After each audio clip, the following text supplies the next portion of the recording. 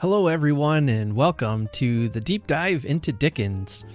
I'm not sure that's the name I'm going to be using for this video series, but it's the one I had at the time. So if you have a great idea for what to call this book club thing, let me know. In any case, welcome to the video where we are discussing Great Expectations, chapters 1 through 4. These chapters cover parts 1 and 2 of Great Expectations, first published on December 1st and December 8th of 1860. Before we get into our week's discussion, first of all, I want to say thank you so much for joining me. I'll have a reading schedule in the show notes below, and you can also check on my social media accounts on Instagram, Twitter, and the Facebook page that I have posted there a graphic of what week we're reading which chapters. So a little bit of introductory stuff here before we even get started. So this video will be probably a little longer than what my other ones might be. First of all, what this is going to be. I hope it is something that is stress-free for you. I know some of you are very fast readers, some of you are slower readers, and I want to welcome all kinds of readers to this video and to this read-along. The videos will be here. If you leave comments on older videos, I'll be checking them constantly, and we'll be talking about them throughout the entire reading experience. So we might be jumping back and forth a bit, and that's okay. I want you all to be a part of this and to get your input on what we're discussing. So this needs to be stress-free for you. I want it to be stress-free for me. So just do what you can as you can. And if you don't like the book, that's fine. I would love to hear your reasons why. I mean, I won't attack you or insult your mother or anything, I promise. It would be great to get a different perspective too as to what works for you and what doesn't, because I love this book. I know it has problems, but we'll talk about those when we come to them. Also, let me know if there's a passage or a plot line that you struggle with or that you don't understand or anything like that. I mean, I'll be doing the same. I've read this book a couple of times, but I'm still learning and I'm still growing in my reading ability and my history and understanding of the Victorian culture. So yeah, definitely don't be afraid to speak up. Don't feel like your questions are silly, because as we in the 21st century are trying to read a novel that addresses the issues of the 19th century, there's going to be some misunderstanding. There's going to be confusion as to what the culture was like. So think of this as a journey where we're exploring those things together. And this is why I would love to hear from you. If you know an answer to a question somebody has, please feel free to talk about it in the comments below. And I would also just remind you all, I hope this goes without saying, but not everyone will share your viewpoint. So please be polite and nice and kind to each other. That's just all I ask, in that we keep the discussion positive and uplifting each other, even if we disagree on points of view on the novel or on things that come up in our discussion. Again, I just want to invite you, if you have a booktube channel and would like to come on a future video with me to discuss that week's chapter, I am open to that. Honestly, the more the merrier. I think that would be fantastic. And I know, like I said, I've had at least a couple of you express interest in that. So I will be in contact with you soon to schedule a time to have you on. I love talking about this, but I think our discussions will be even greater if we can have at least a couple of us talking and going over the content. Well, some other introductory stuff. First of all, who is Charles Dickens? Well, I'm glad you asked. He is my all-time favorite writer, but he's a Victorian writer. He was born in 1812 and died in 1870. He wrote 15 novels. His final novel was not finished, The Mystery of Edwin Drood.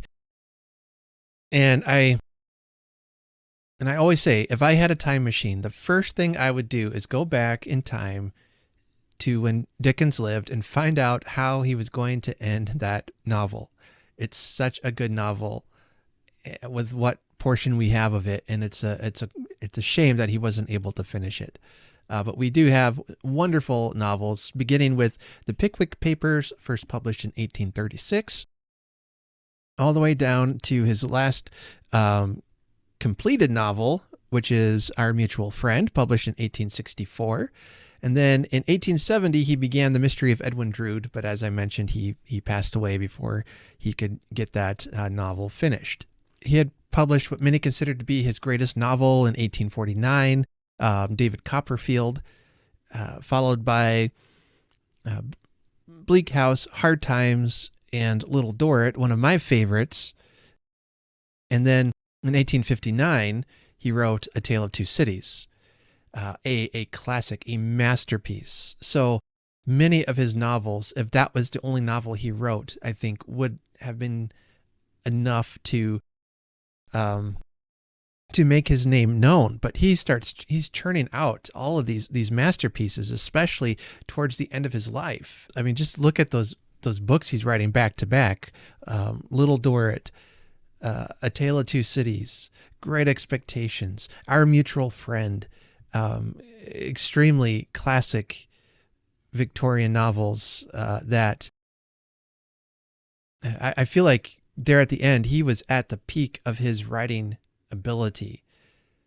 And I've said, and it could just be because of the fact that it was unfinished, but I've said that I think his Edwin Drood book was going to be a far and away the one of the most amazing novels he'd ever written. At least that's how it felt when I was reading it. And it could just be my emotions or nostalgia, because that was the last novel of his that I read. After having gone through all of his novels, I saved his last one for the last.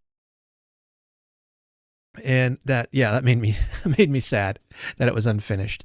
And of course, he's known for classic Christmas works such as A Christmas Carol, and for other so-called Christmas novels. They were published at Christmas time. Not all of them have to do with Christmas, though. Great Expectations was then published in Dickens's magazine all the year round. Many, if not all, of his novels were published serially. So think of that as a Victorian-style TV series. And this is part of why I'm excited to slow down the reading progress and experience it serially like they would have in the Victorian times. I didn't necessarily want it to go all year. I have some other plans I want to get to, but I didn't want to go too fast either.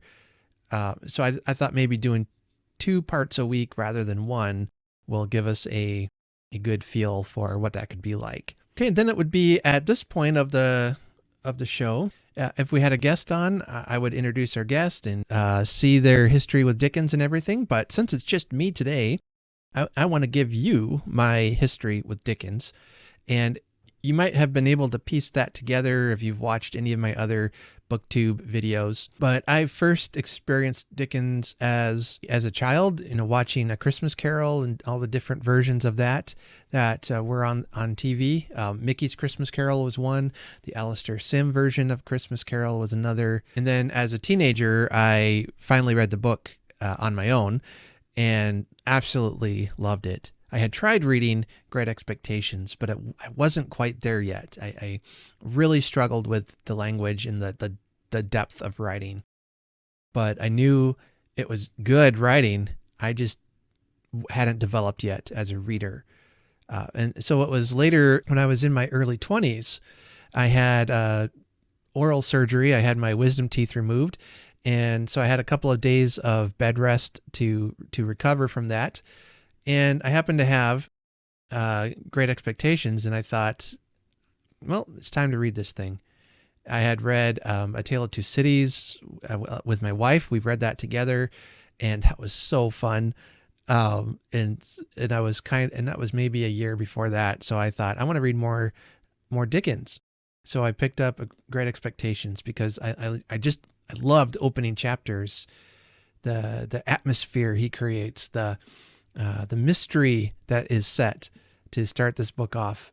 Having time in bed to read was great because I was able to read it within a week or two, and I had some complications come up that caused me to just have some pain, and my recovery was a little longer than expected, but it gave me some time to read. It was just a great book, and it was a great read, and I completely fell in love with his writing. Years later, about 8 or 9 years ago now, my wife got me tickets to go see Gerald Dickens perform A Christmas Carol in Omaha. He was doing a one-man show, which is what Dickens was doing. Even a little bit at the time he was writing this, he would go and perform a one-man version of A Christmas Carol.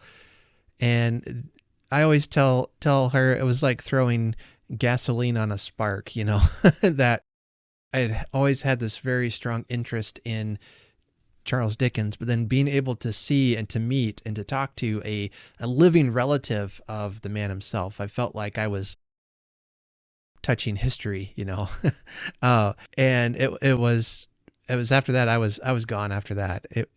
Began to read biographies and collect books about his writing and to read his novels in publication order, which is a really interesting way to do it. It just has grown and developed into the borderline obsession I have of him today. So that's my history with Charles Dickens and Great Expectations. I've read it a couple of times since then, and I'm so excited to be able to read it along with you this year. Any comments that have been left on the videos in the past week, I will be bringing those questions up at this point in the video. And of course, we don't have any yet because we're just getting started. So if you leave your comments below, I will make sure to bring those up in a future video. And especially if I have a guest on, we can maybe discuss those questions further or those thoughts that you have in further detail. Also, a word about spoilers. I think most of you who are reading this have told me you're doing a reread. I know perhaps maybe there's a few of you who haven't read this novel yet. And I know some people say, well, this book is 200 years old. The spoiler expiration date has passed. And I kind of disagree with that. Mostly because just because a book is 200 years old doesn't mean everyone's gotten around to reading it yet. And I guess I'm really sensitive towards spoilers. So I'm going to try my best to not give any spoilers. There probably will be some discussion that we'll have to have with spoilers. So I might have a spoiler section to this video so that if you are reading it for the first time and don't want spoilers, you can just skip that part and it'll be at the end. In any case, I'll do my best to warn you ahead of time if there's a spoiler coming and you don't want to hear it. I don't want to ruin anyone's experience with this book. That does it for all the introductory stuff and things of that nature. So grab your reading copy of Great Expectations and let's dive in. So part 1 of the novel opens with chapters 1 and 2. We begin with Pip at a graveyard looking at his parents' grave. Right off the bat, that's pretty bleak. And it begins with this, some say, famous opening lines. It says, "My father's family name being Pirrup, and my Christian name Philip, my infant tongue could make of both names nothing longer or more explicit than Pip. So I called myself Pip, and came to be called Pip." We know nothing about Pip up to this point. We just find this person. We don't even know how old he is yet in that opening section. And so through this opening paragraph, we begin to realize he's a child, that he is looking at his parents' grave and trying to piece together his life from what little evidence he has before him, which is basically his parents' gravestone, which says that, which has his father's name. And it says also Georgiana, wife of the above, which he thinks that refers to, a heavenly kind of spouse. Now, what's interesting is that we will also be piecing together bits of Pip's life as we explore this first chapter. He doesn't give it all to us right away. We infer, we uncover, we realize just little bits and pieces of who Pip is. So by the time we get to the end of chapter 4, I think we have a pretty good idea, at least a general idea of who Pip is. And what this whole novel is going to be is an exploration of who Pip is, because it seems like he doesn't know who he's going to be, or who he even is and where he comes from. He has very little information about that. And then he mentions in chapter 1, also there in that second paragraph, that there were 5 little stone lozenges, each about 1.5 feet long, which were arranged in a neat row beside their grave, and were sacred to the memory of 5 little brothers of mine, who gave up trying to get a living exceedingly early in that universal struggle. I am indebted for a belief I religiously entertained that they had all been born on their backs with their hands in their trousers' pockets, and had never taken them out of the state of existence. So he's describing this grave, that it's not just now his parents who have died, but he's had 5 other brothers who have also died. And then we find out later in the chapters we read that he also has a sister who survived. She's about as cold and stone-like as his 5 brothers are. They're buried under the ground as he looks at their little stone gravestones. Now, a bit of historical interest on this part is that, some people say that Dickens tends to exaggerate, or Dickens tends to embellish things. Like, boy, a family that had 5 children die, that seems excessive. But they've actually found at the graveyard where Dickens was inspired to write this scene, I think it's in a church somewhere, that there is a stone, a gravestone of father and mother, and there's actually 7 children who have been buried there. So if anything, Dickens is actually not writing just how bad things were for that family. Yeah. So then you think, well, let's see, Pip is number 6, and then his sister's number 7. So yeah, I don't know. I think that's neat. That's a neat how he draws things that he's experienced in his life to help flesh out his novels. Well, sure enough, as he's sitting there contemplating his existence, he is interrupted by a terrible voice. "Hold your noise," cried a terrible voice, as a man started up from among the graves at the side of the church porch. "Keep still, you little devil, or I'll cut your throat."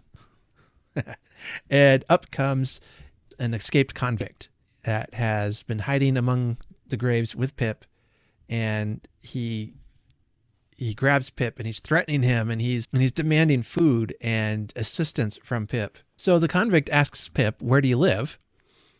And Pip tells him, "My sister, sir, Mrs. Joe Gargery, wife of Joe Gargery, the blacksmith, sir."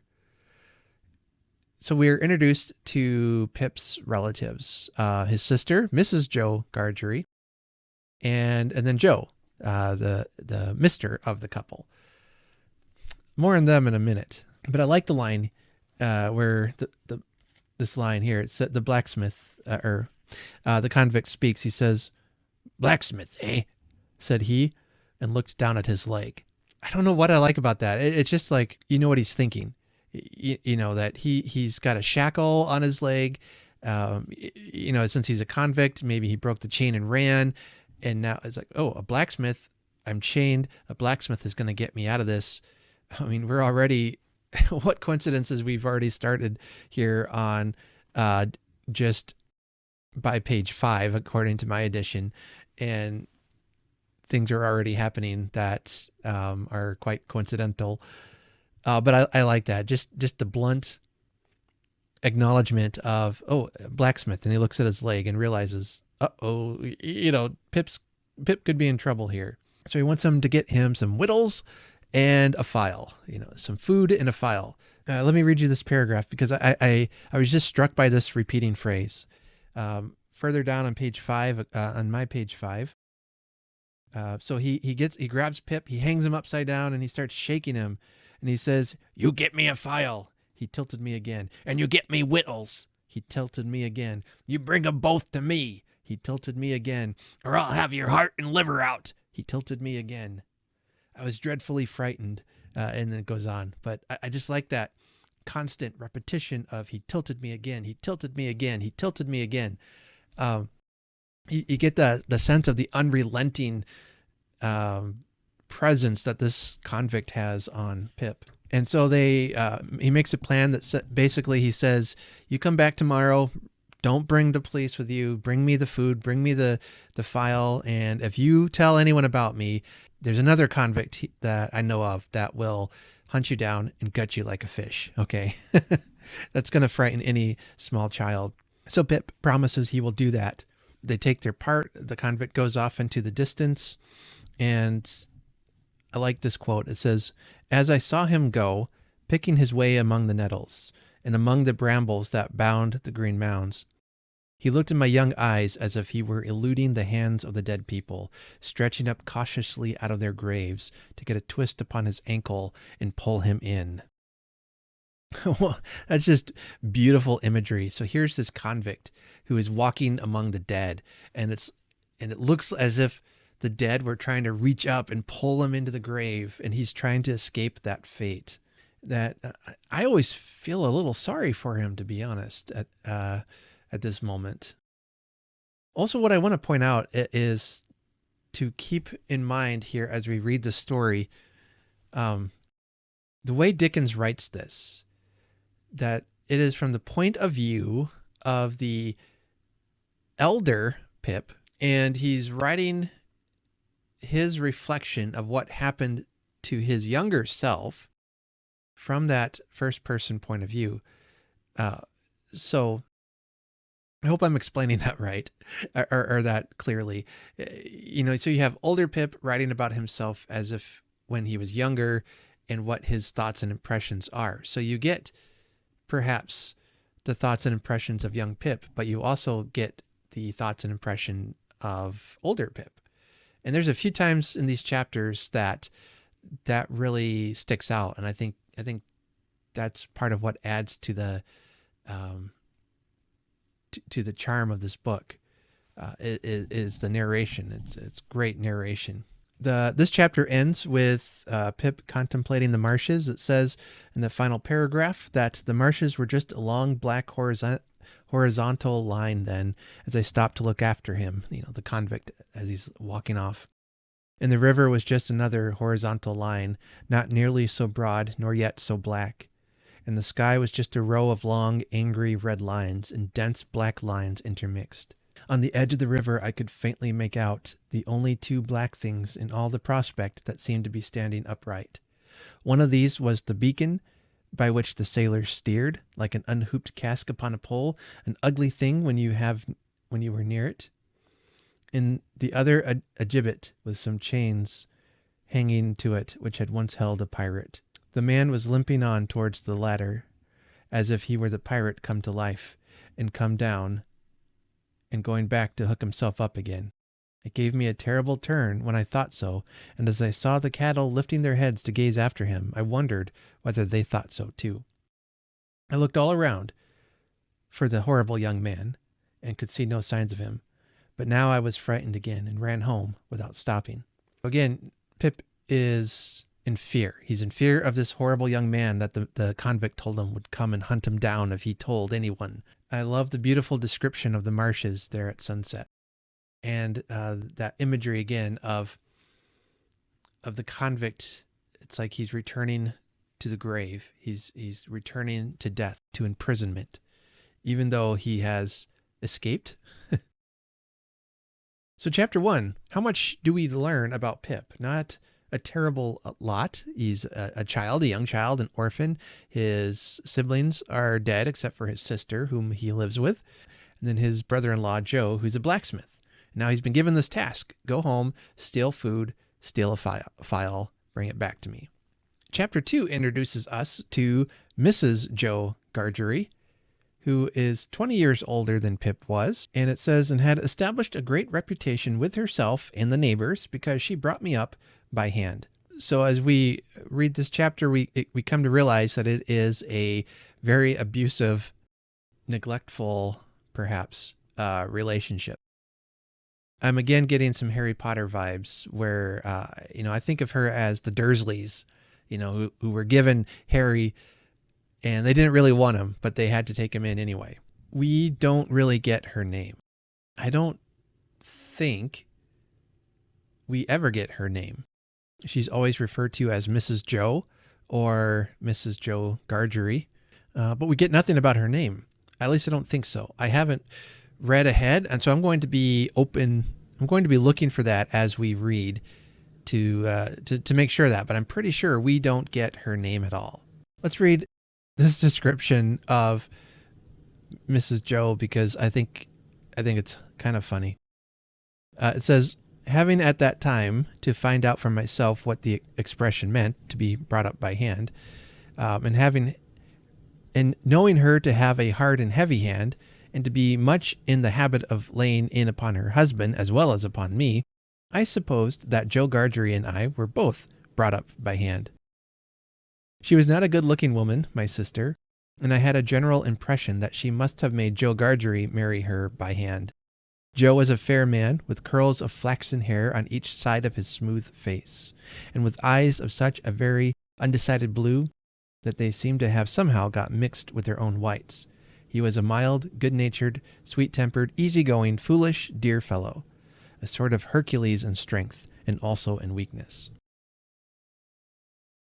So we see him speaking here very kindly of Jo, but not so kindly of Mrs. Jo.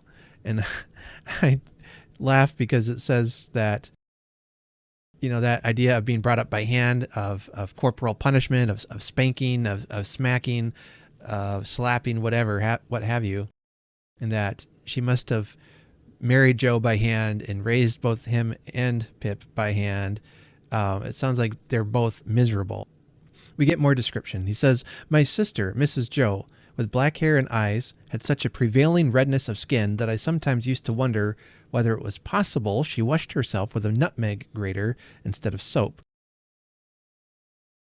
She was tall and bony, and almost always wore a coarse apron, fastened over her figure behind with 2 loops, and having a square impregnable bib in front that was stuck full of pins and needles. She made it a powerful merit in herself and a strong reproach against Jo that she wore this apron so much, though I really see no reason why she should have worn it at all, or why, if she did wear it at all, she should not have taken it off every day of her life. So as Pip comes home, we get this picture of Mrs. Jo. I think it's so interesting that he doesn't ever tell us her name. And I wonder why about that. So let me hear your thoughts on that one. Why do you think Pip never uses her name other than calling her Mrs. Jo? My thought is that his experience with her is so traumatic that now as his older self writing back, he doesn't even want to remember her name. It could be. I might be reading too deeply into that. I don't know, but let me hear your thoughts on that. And this is probably some very, very mild spoilers. I'm just to give you a heads up. I won't explain any plot details here, but let's pay attention to the women characters in this book, because I think almost all of them are pretty awful, to be honest. And actually, to be honest, a lot of the guys are not that great either. So we'll see. Let's keep an eye out for those things. So Pip comes home, goes to Jo's forge. Jo warns Pip. He says, Mrs. Jo has been out looking for you. She's mad. She's angry. You've been out too long. You better look out. She's brought Tickler with her, which is the stick that she uses to punish Pip. It sounds pretty awful. And so Mrs. Jo comes back. She's angry at Pip for being gone. She's angry at Jo for reasons that are never really fully explained. Pip is trying to find a moment when Jo's not paying attention to hide his piece of bread for the convict. He talks about how sometimes they find a needle in the bread, which is awful. I don't know if you've ever had choked on a needle. I hope not. That just sounds terrible.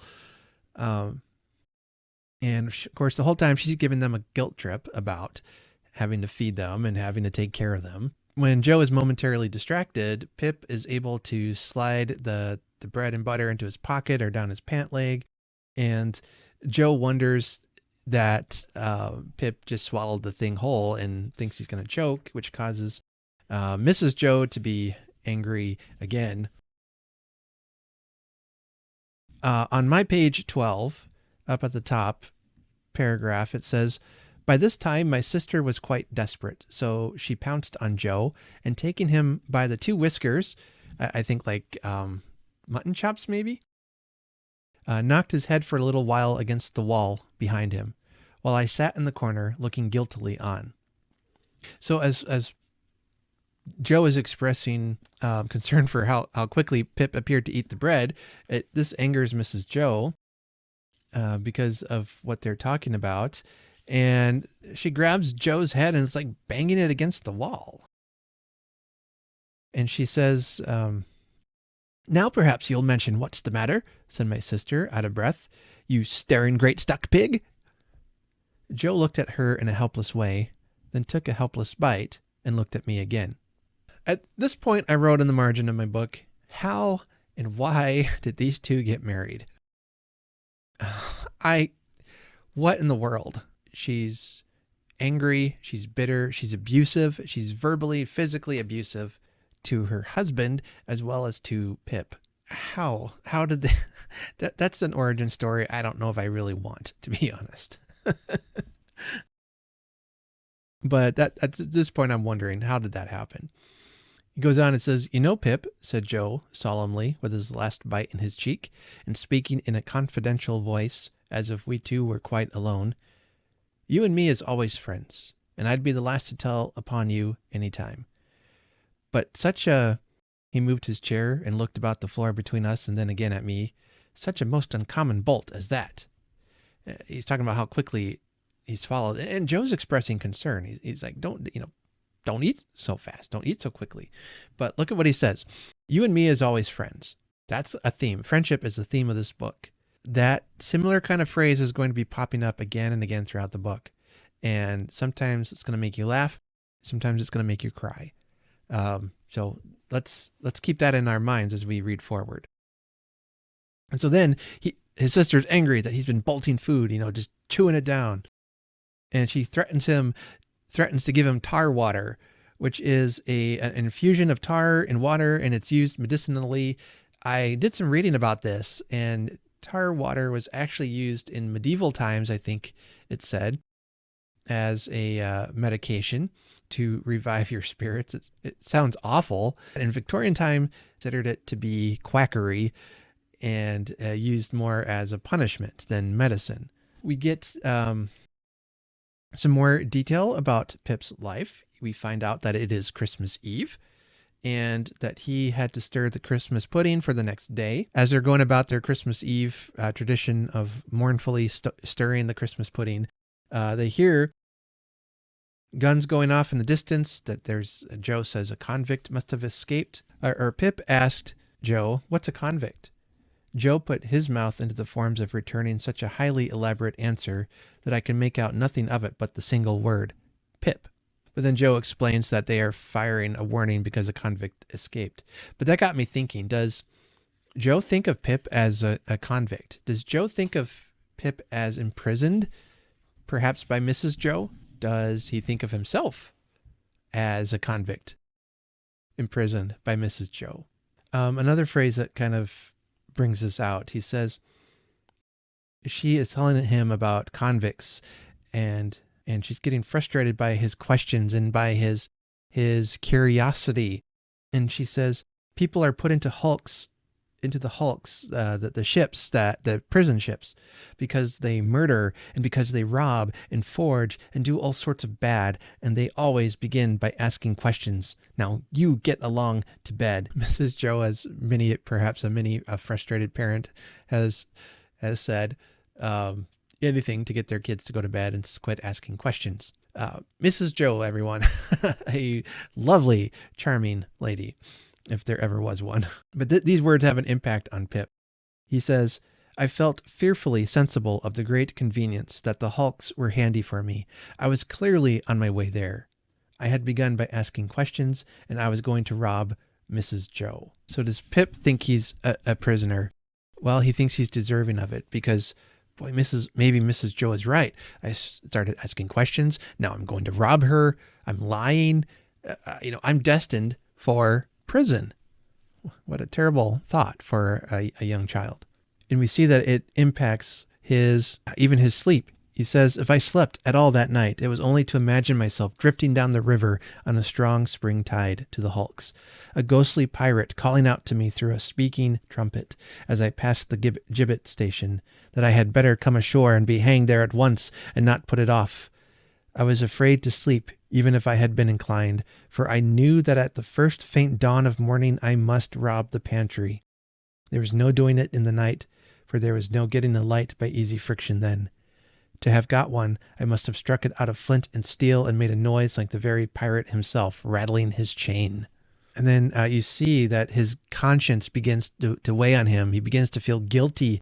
He says, I got up and went downstairs, every board upon the way and every crack and every board calling after me, stop, thief! And get up, Mrs. Joe! In the pantry, which was far more abundantly supplied than usual, owing to the season, I was very much alarmed by a hare hanging up by the heels, whom I rather thought I caught when my back was half turned, winking. So he takes some food, he takes some drink, he replaces the drink, and heads out the door with his stolen goods. And he's pretty sure that the pie will not be missed for some time. So part 1 ends with Pip rushing out the door early in the morning. So not bad as far as first episodes go, right? If we're watching this as a show.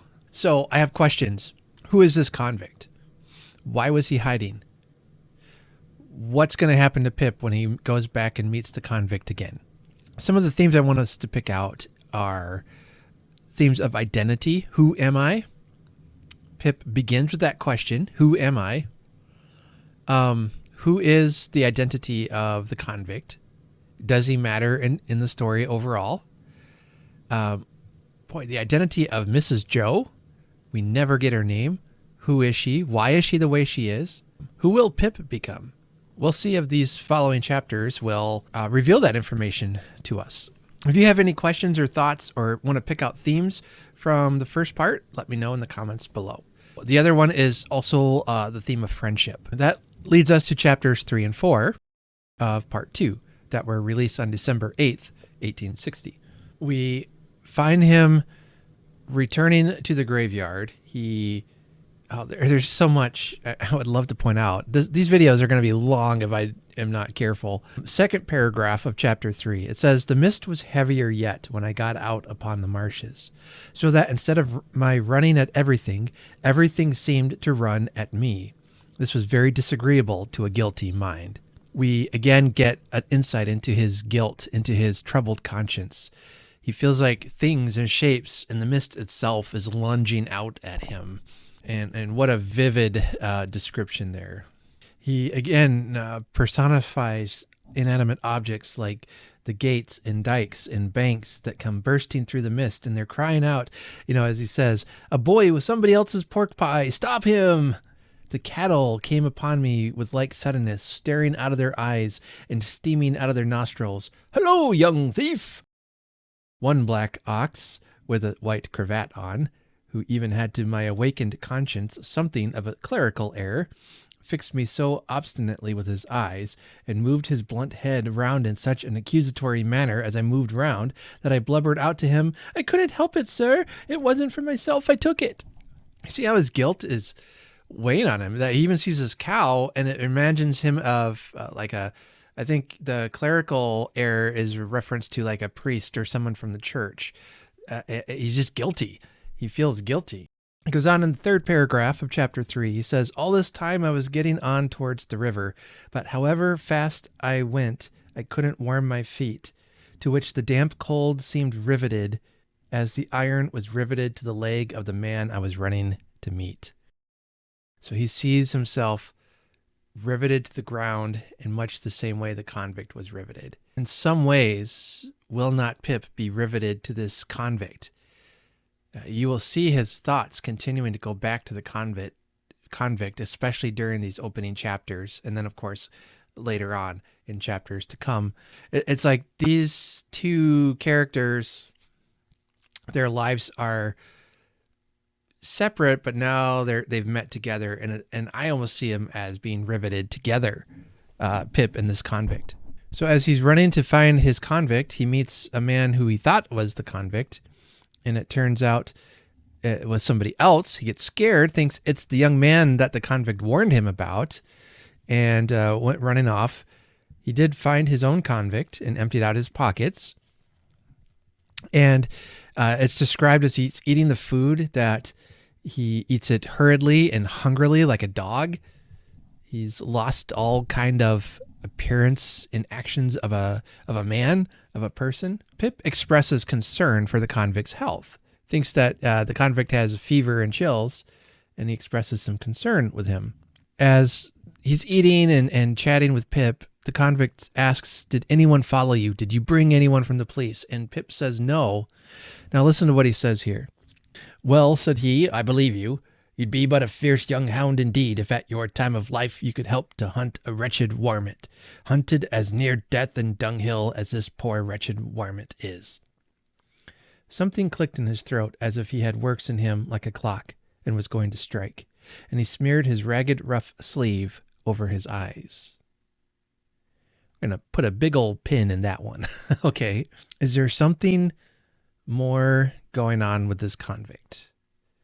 He seems to have a backstory, and then we see pitying his desolation and watching him as he gradually settled down upon the pie. I made bold to say, "I am glad you enjoy it."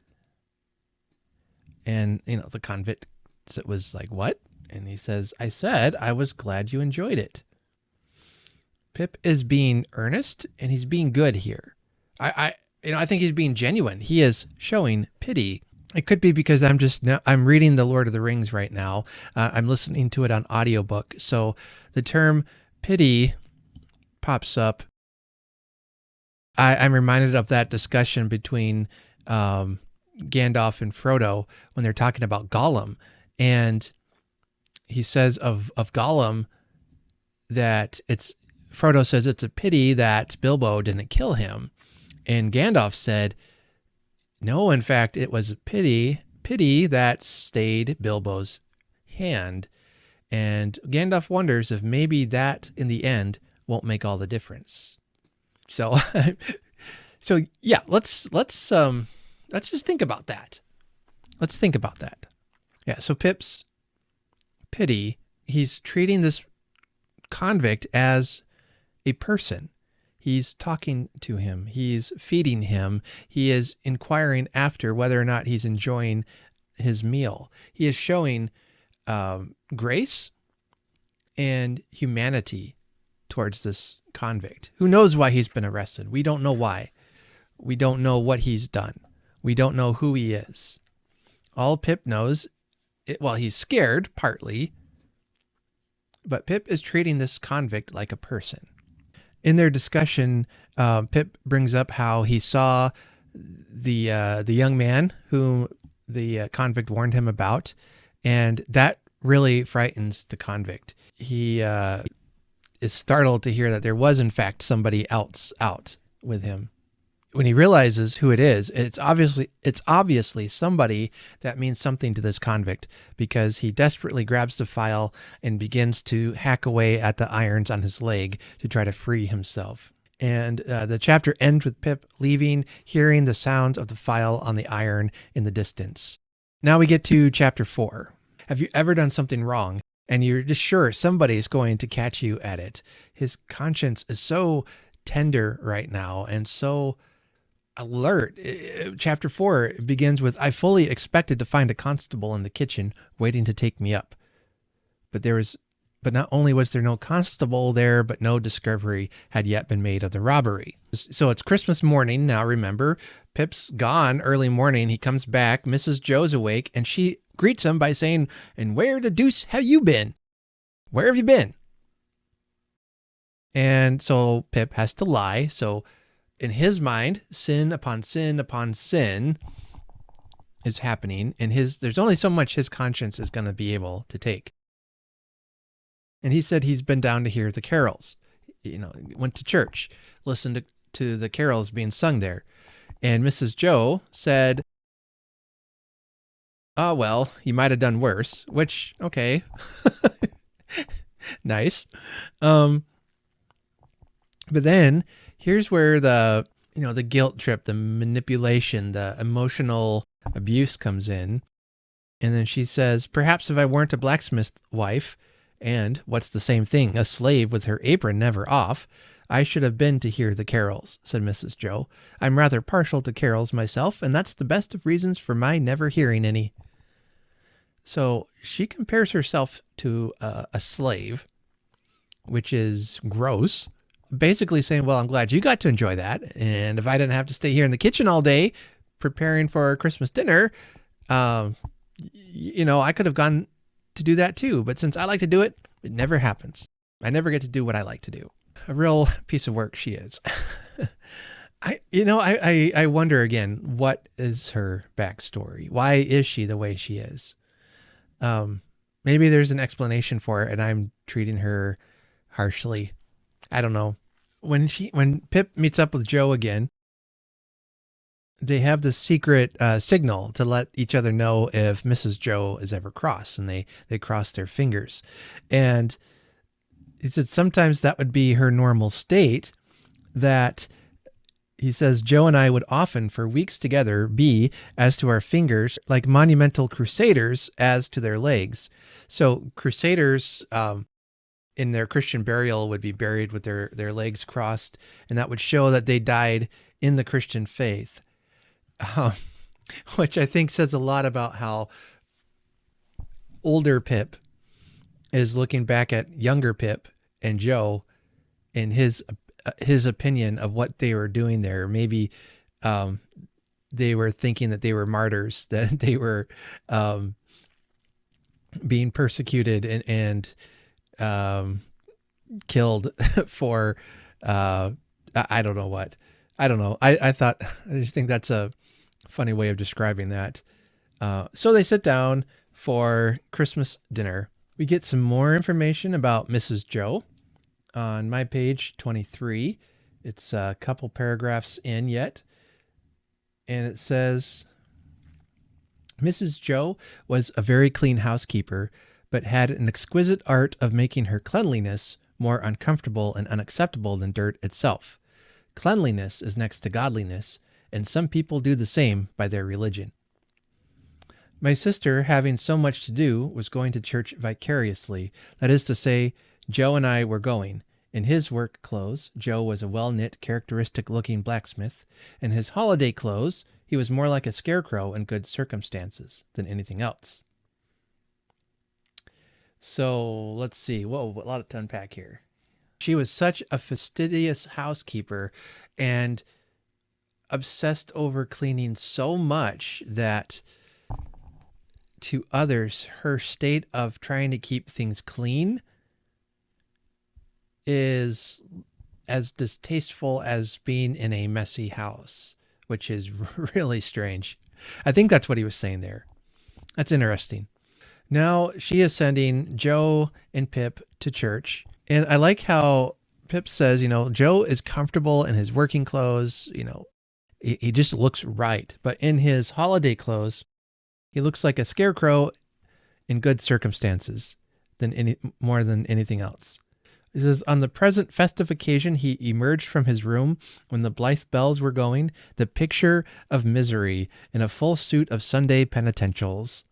As to me, I think my sister must have had some general idea that I was a young offender whom an kosher policeman had taken up on my birthday and delivered over to her to be dealt with according to the outraged majesty of the law. I was always treated as if I had insisted on being born in opposition to the dictates of reason, religion, and morality, and against the dissuading arguments of my best friends. Even when I was taken to have a new suit of clothes, the tailor had orders to make them like a kind of reformatory, and on no account to let me have the free use of my limbs. Again, we get prison imagery there. Pip thinks he is in prison. He is being forced to wear prison clothes. His church clothes are binding like iron. I love the description of Joe in his Sunday clothes, that he looks full of misery, wearing his Sunday penitentials. An officer, somebody who can assist at a childbirth, had taken him up when he was born and delivered him to her to be dealt with according to the outraged majesty of the law. So he views his birth as a crime, I think, and his punishment then is to have to live with his sister, with Mrs. Joe, and she punishes him for it. As they're heading to church, he's still suffering from a guilty conscience. He says they're going, under the weight of my wicked secret. I pondered whether the church would be powerful enough to shield me from the vengeance of the terrible young man. So he's afraid of that young man that he saw in the graveyard. And he's scared of his guilty conscience. We meet a few new characters here. Mr. Wopsle, the clerk at church, he was not, if I understand right, I'm not sure I do fully, but if I understand right, he wasn't a part of the clergy, but was the official designated to carry out various duties, either from a church, parish, or parish council. So he is a officer of the church, came to dine on Christmas Day with them, as well as Mr. Hubble, the wheelwright, and Mrs. Hubble, his wife, and Uncle Pumblechook, Joe's uncle, but Mrs. Joe appropriated him, who was a well-to-do corn chandler in the nearest town. So he dealt in the sale of corn and seed, which I live in Iowa, so I'm pretty familiar with that sort of person, at least, in 21st century. Yeah, so he dealt in agriculture. We have a wheelwright, somebody who, I had to look that one up, is a craftsman who builds and repairs wheels. I love this. We get a little more detail about Mrs. Joe and about Pip. A couple paragraphs down from there, when they come in to visit, Pip says, I opened the door to the company, making believe that it was a habit of ours to open that door. And I opened it first to Mr. Wopsle, next to Mrs. and Mrs. Hubble, Mr. and Mrs. Hubble, and last of all to Uncle Pumblechook. I was not allowed to call him Uncle under the severest penalties. So you got a family member here who either Pip's sister or Uncle Pumblechook himself does not want to acknowledge Pip as a relative. We get more details about the kind of person Mrs. Joe was. So Pip welcomes them in as if that were a common thing they would do, but they don't. Because he says, we make believe that this is how we always open our door. Look how Uncle Pumblechook is described. These are the passages of Dickens I really like. It says, a large, hard-breathing, middle-aged, slow man with a mouth like a fish, dull, staring eyes, and sandy hair standing upright on his head, so that he looked as if he had just been all but choked, and had that moment come to. So, what a description. And I know people that look like this, I think. At the Christmas dinner, Mr. Wopsle says grace with theatrical declamation. So he has a lot of words to use, and he's going to use them. Again, Mr. Wopsle is the church clerk.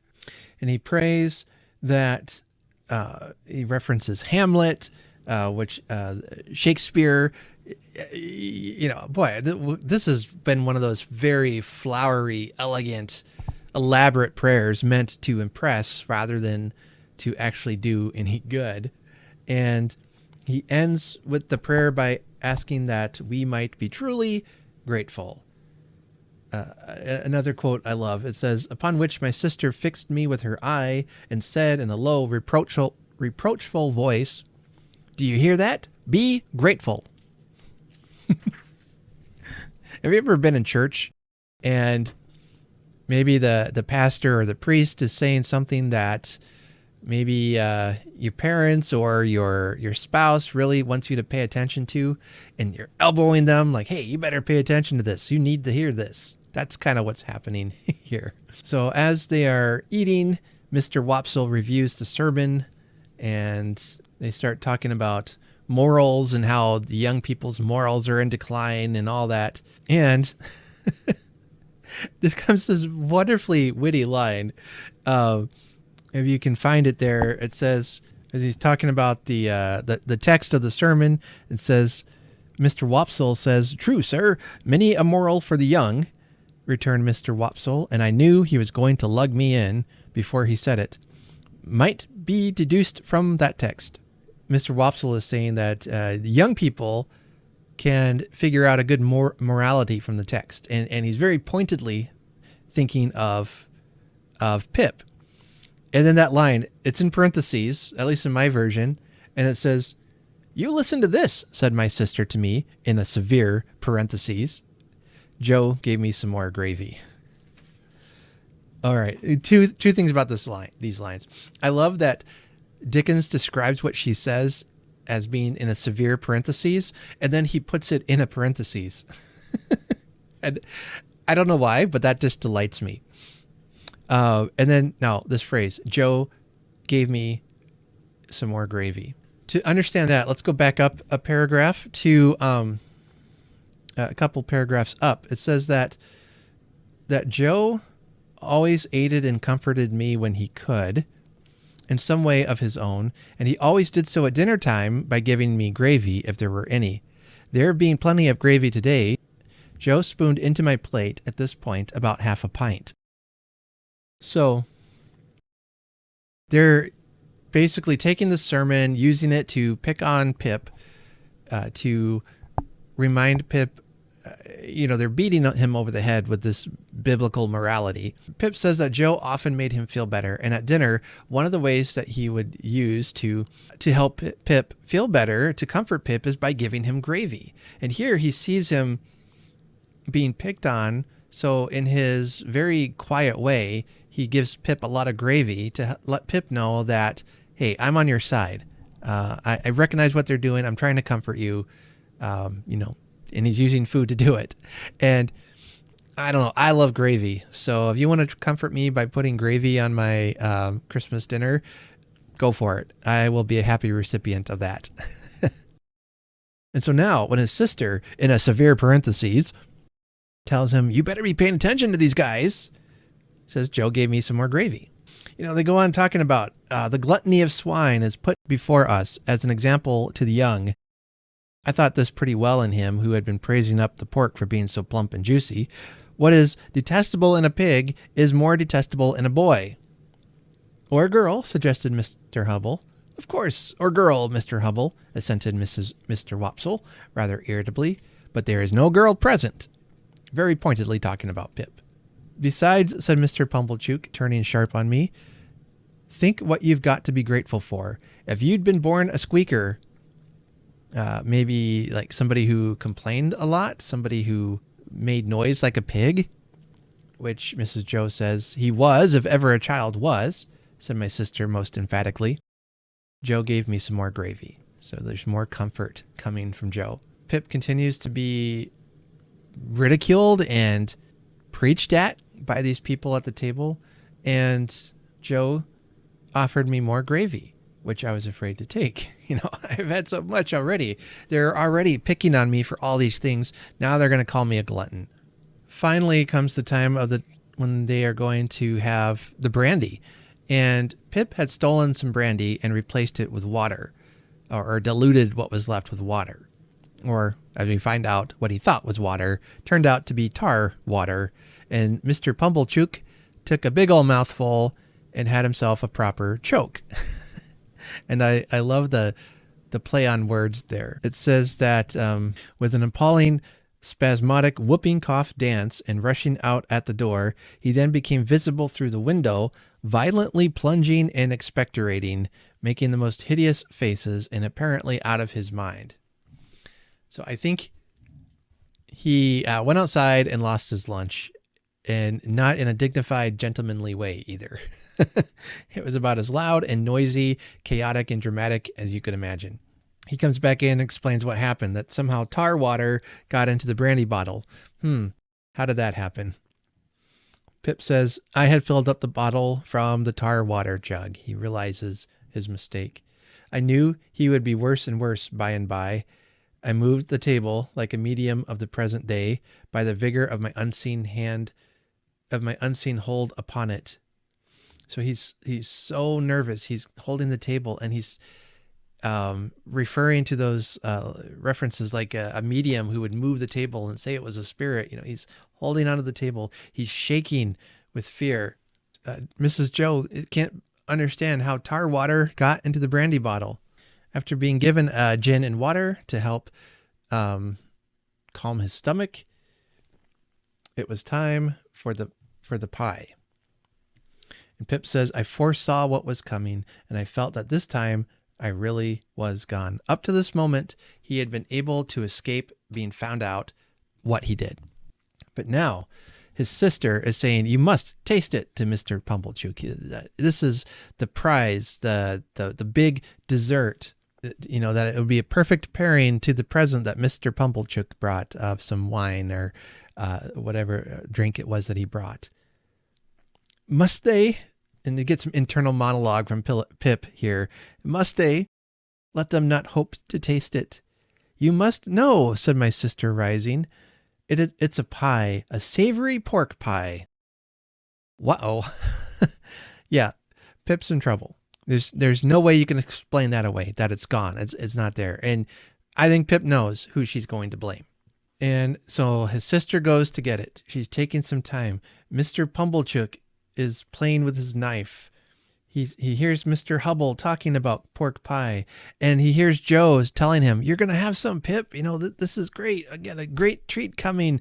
And it's all of this is building up on his guilty conscience, and he's about ready to burst. He gets so scared, so stressed, so burdened by this. He jumps up and he runs to the front door and runs right into a party of soldiers with their muskets, one of whom held out a pair of handcuffs to me, saying, here you are, look sharp, come on. And that ends part 2, episode 2, if you will. Now that's a cliffhanger. That's a good cliffhanger. I like that, because you have been building over these 4 chapters, really slowly mounting tension of Pip being discovered for aiding and abetting a convict, for lying to his sister, for stealing food from the pantry, from stealing a file from Joe's forge, that he's lied, he's covered up, he's snuck out, he's done all of these things. He almost poisoned poor Mr. Pumblechook. Well, not so poor, but all of this is building and building and building. He can't take it anymore. He runs out the door and runs headfirst into a police officer and a troop of soldiers. What are they there for? Well, you have to wait a week to find out. At least the readers at Dickens Times did. Fortunately for us, we can just turn the page and keep going. But let's sit with that for a few days, especially if this is the first time you've read it. What do you think the police are there to do? What do you think is going to happen in the next couple of chapters to Pip? These and many more will be answered. But like I said, I love the building tension, especially in this chapter. I love the humor that is sprinkled throughout. Some of it is admittedly pretty dark humor. Just the accuracy, too, that Dickens describes how these people of the church are using the Bible to speak harshly about Pip. And this is something Dickens really had trouble with, is how the church would use God's word to make the poor, the children, those in need. They would use it to keep them down and to use it to make their existence even more miserable. So in chapters 3 and 4, we see just how deep of a friendship Pip and Joe have. They are like 2 prisoners who have become friends and companions. He's his brother-in-law. He's older, but in some ways they are like brothers. They're like family. Their bond is close. And Joe does what he is able to do in a very small way to try to lighten Pip's existence. Because let's be honest, Pip is not in a good place. I mean, he's with family, but his sister doesn't care for him. His sister hates him. So yeah, that theme of friendship I want us to pay attention to, especially right now, the friendship between Pip and Joe. I was surprised reading this more closely how much imagery there is about imprisonment and about being held captive and not having any recourse. I mean, these are themes that Dickens is famous for. Pip has no one to rescue him. Even Joe. Joe's a nice guy. Don't get me wrong. But why doesn't Joe leave? Is he able to even? Again, I think some of the society's rules would say that he has to remain there, that he has to remain in marriage. I don't know a lot about divorce laws and things back then, but I'm pretty sure, like, I don't know how common it would be for a husband to say, hey, my wife abuses me. I want to divorce her. I want to leave her. I mean, maybe I misunderstand the time period. So if you're familiar with how these gender roles would have been, I would have thought that, Joe would have been viewed as a laughingstock and a weakling, that, you can't get your wife under control, Joe, come on. So Joe is going to make the best of it, and in some ways I admire him for that, sticking with it. But, and maybe I'm looking at it from my 21st century perspective, but if you are in a relationship where you are being abused, whether you're female or male, you need to get out of that relationship and you need to get somewhere safe. And hopefully that's option is open to you. All right. So that's sections 1 and 2 of Great Expectations. So I would love to hear from you, from those of you reading along, listening, questions you have, thoughts you have. You can leave comments down below, questions down below. You can send me in a voicemail, a video clip, whatever, any questions you have or thoughts or anything like that. Just communicate to me in some way and we'll feature it in the next episode and talk about it. I will be back in a week on January 24th, Friday, with part 2 of our read along, covering chapters 5 through 7. Do your reading, reach out to me, bring up questions, thoughts, insights you have. I'd love to hear from you, and we'll talk again real soon, expecting great things, I'm sure. And so until next time, happy reading. Take care.